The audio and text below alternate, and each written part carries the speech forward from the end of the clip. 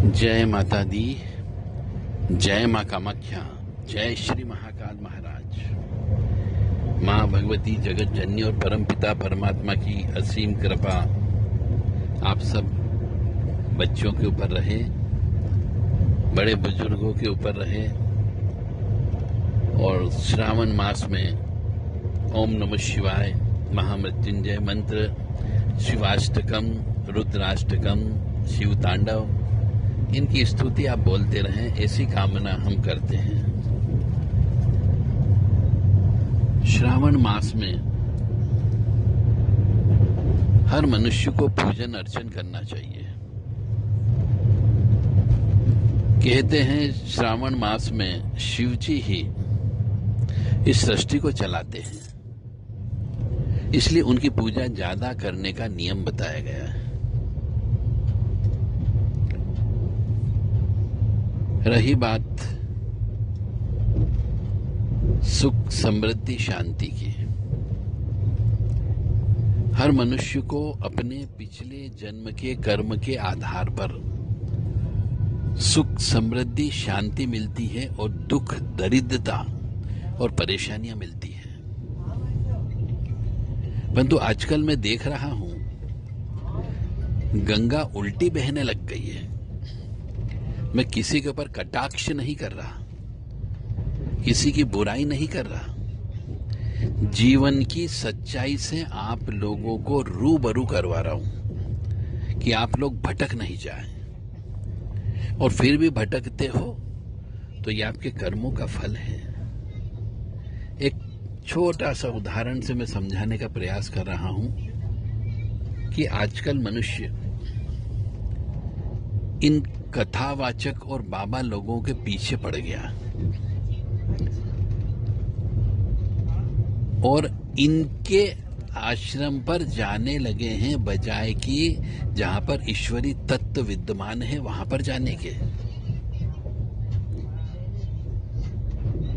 अब हमारे भारतवर्ष में बड़े बड़े ज्योतिर्लिंग है, 12 ज्योतिर्लिंग है, जो संसार में कहीं पर नहीं है। ये 12 ज्योतिर्लिंग के दर्शन करने जाओ,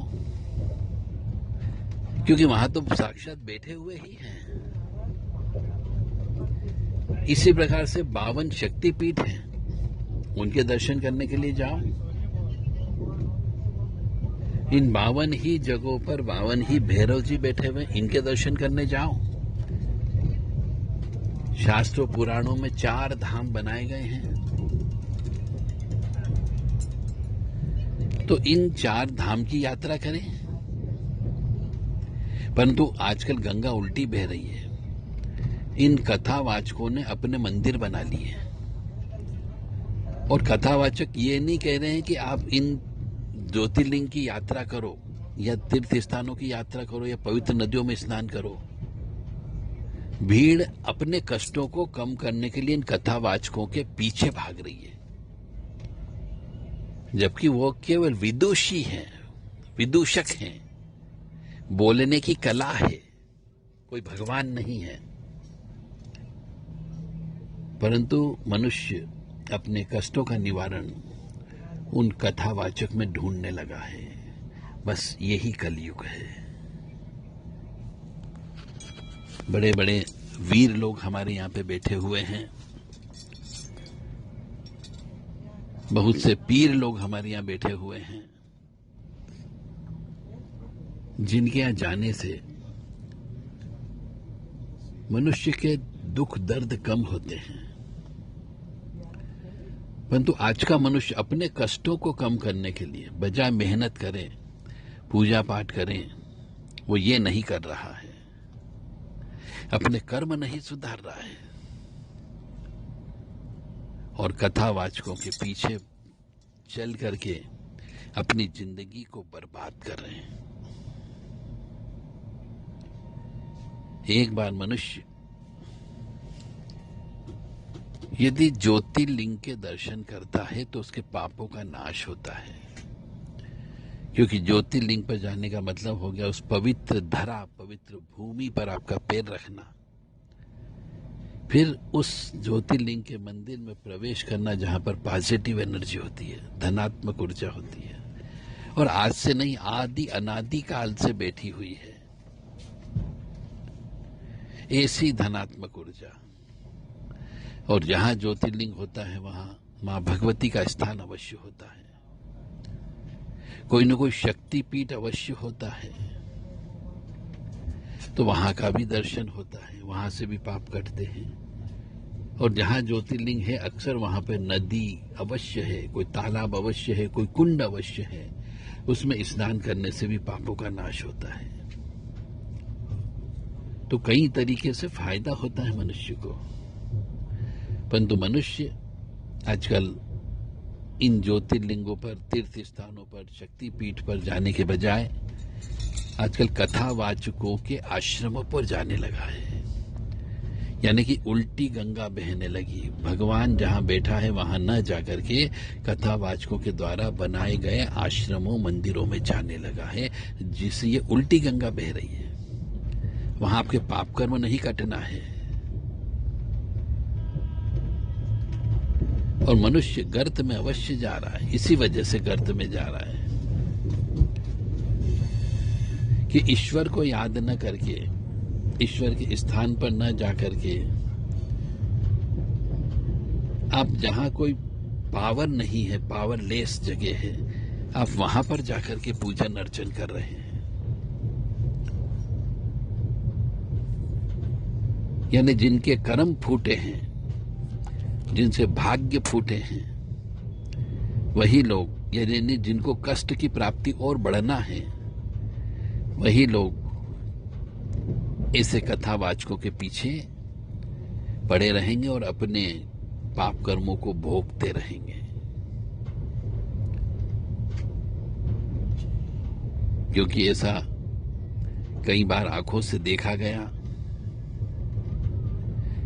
कि कथावाचक अपने भाषण के माध्यम से भगवान से ऊंचा हो जाता है, भगवान के बजाय अपनी पूजा कराने लगता है।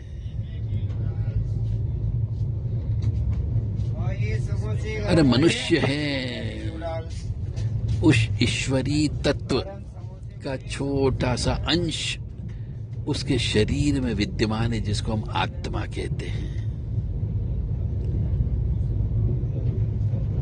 इतने बड़े ईश्वर मालिक जिसको, जो इस दुनिया को चला रहा है, आप ईश्वर को भूल गए, उस मालिक को भूल करके उसके अंश को पूजने लगे हो। तो ईश्वर के दरवाजे पर जाइए। सावन का महीना चल रहा है, ज्योतिर्लिंगों के दर्शन करिए। बजाय कि कथावाचकों के आश्रमों में और कथावाचकों के पांडालों में जाने के बजाय ईश्वर की आराधना उनके ईश्वर के दरबार में जाकर के करिए। तो जिनकी मति उल्टी हो गई, जिनकी बुद्धि उल्टी हो गई, यानी कि उनके ग्रह नक्षत्र उनको ऐसा करने के लिए मजबूर कर रहे हैं। इसीलिए मैं बार बार कहता हूं कि ग्रह अपना काम करेंगे।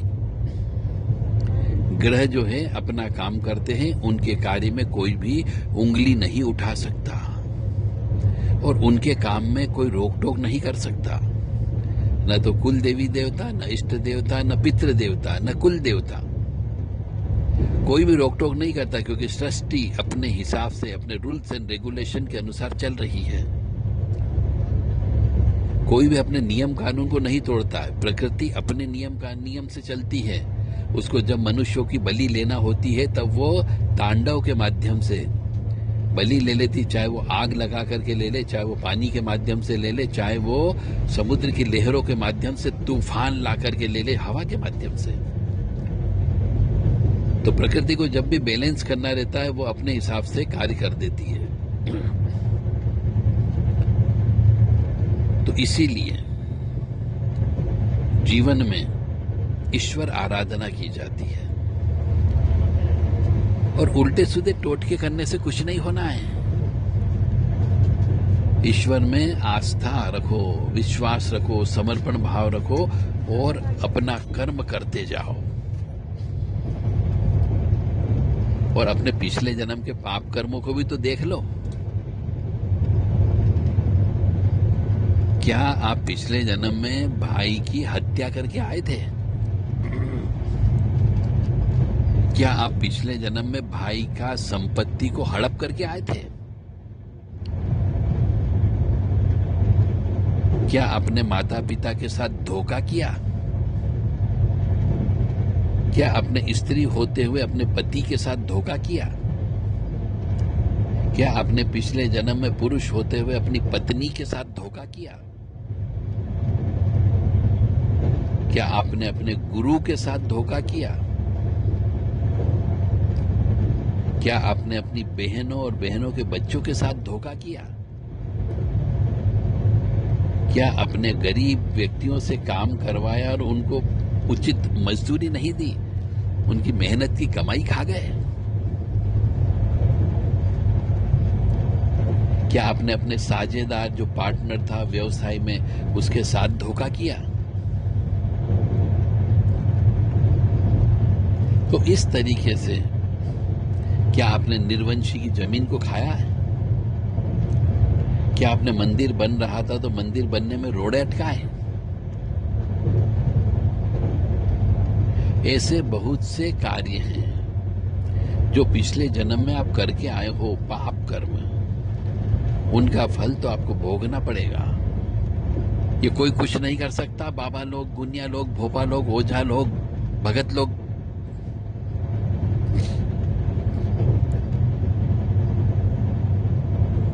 इसीलिए पहले अपने गिरेबान में झांक करके देखो, अपनी अंतरात्मा में झांक करके देखो कि हम कितने पापी और कितने पुण्यवान हैं।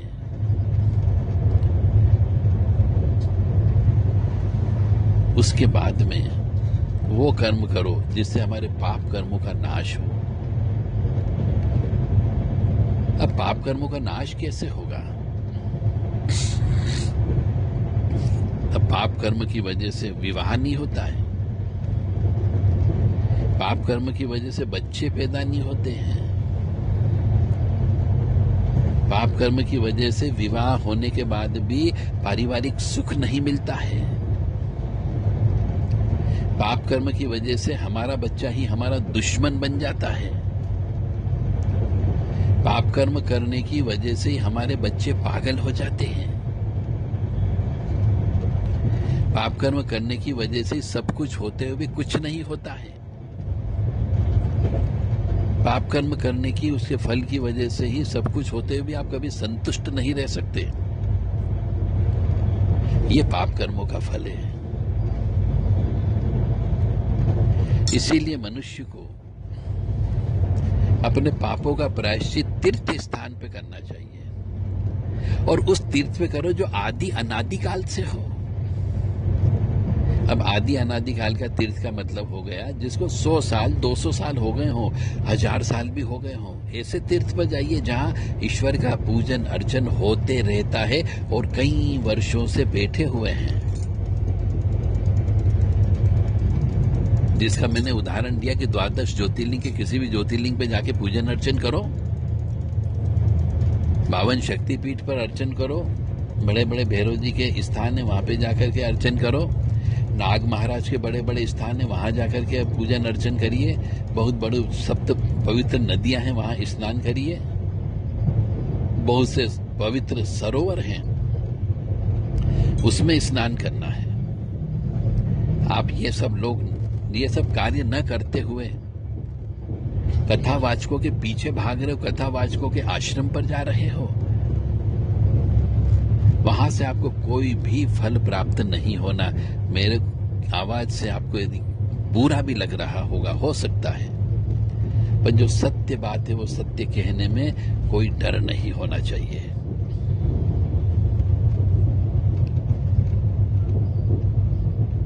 तो मनुष्य को अपने कष्टों का निवारण खुद करना होगा और उसके लिए ईश्वर आराधना करें। सिर्फ ईश्वर आराधना की, कौन सा ईश्वर हमें कष्ट दे रहा है, क्या लक्ष्मी जी दे रही है, क्या ब्रह्मा जी दे रहे हैं, क्या विष्णु दे रहे हैं, क्या महेश दे रहे हैं, क्या हनुमान जी दे रहे हैं, क्या मंगल देवता देते, ग्रह नक्षत्र, कौन से ग्रह नक्षत्र का दोष है और उस ग्रह के कौन से देवता हैं, उनकी पूजा करिए। तो आज भी ऐसे बहुत से समझदार प्राणी भी मूर्ख बन करके इन कथावाचक लोगों के पीछे, भोपा लोगों, ओझा लोग, पंडा पुजारी, इनके पीछे पड़ा हुआ है और अपनी जमा पूंजी को बर्बाद कर रहा है।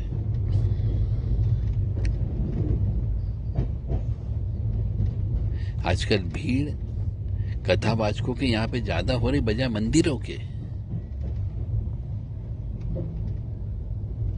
इसका भी एक ही कारण है, कल युग का प्रभाव। तो कल युग तो आ रहा है, बहुत धीमी गति से आ रहा है और आप भी देख रहे हो और मैं भी देख रहा हूं।